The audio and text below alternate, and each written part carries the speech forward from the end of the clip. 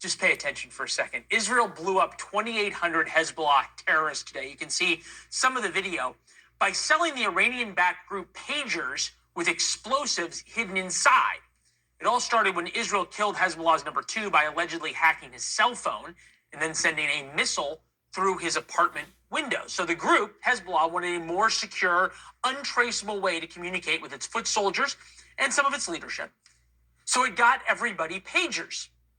These pagers use a VHF spectrum. It's an old-fashioned technology. Feel free to explain to your kids and grandkids right now what a pager is.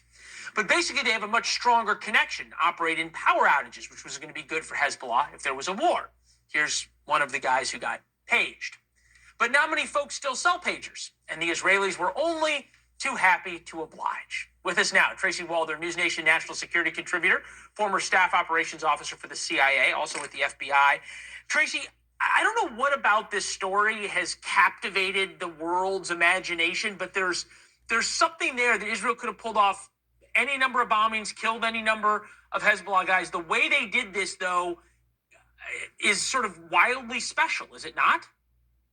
I absolutely agree. And I think one of the reasons this probably captivated everyone's attention is, I think, first of all, the precision, right? The fact that it was directed directly at these Hezbollah members. I also think the fact that it was a remote detonation that did this, I think that obviously kind of captivates people, and I think also the scale, right? This is over 2,000 people, almost 3,000 people, like you mentioned. And I think that's what's really captivating. This is video from the hospitals that were overrun with Hezbollah terrorists.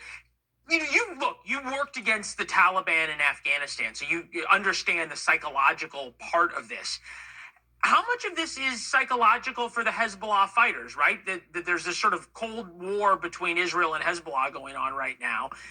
It's pretty psychological that you're walking down the street in Beirut and all of a sudden this thing in your pocket explodes, perhaps creates some indelicate injuries, if you will. And you realize that this is in a place that you thought was safe.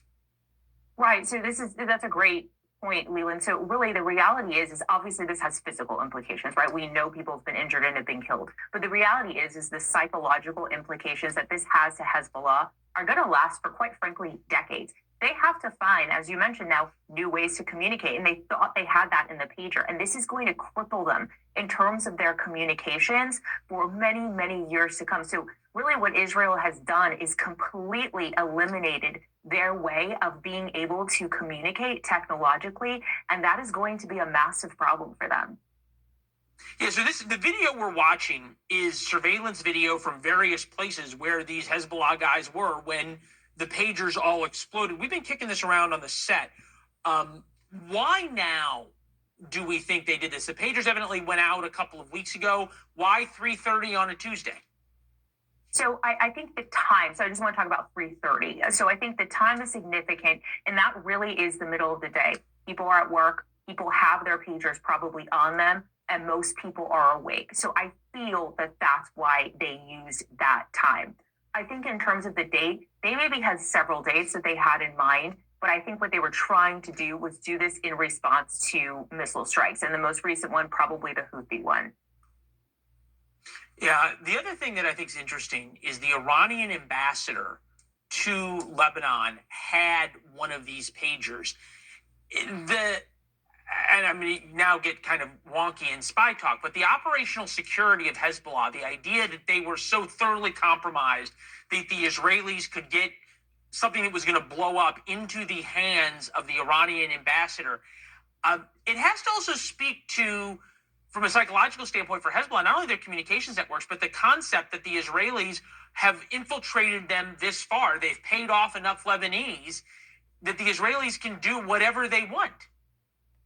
So the way that I actually equate that is to when we began the armed drone program in Afghanistan. The Taliban had no idea what we were doing, and they all started to not trust each other because they were all giving the location of each other. And I think that's exactly what's going to happen here. Like you mentioned, the reality is someone from Hezbollah told someone at the Mossad where they were going to be getting this order of pagers from, because that's when these devices were injected with the compound that ultimately made them explode. And so that is highly problematic. They have a massive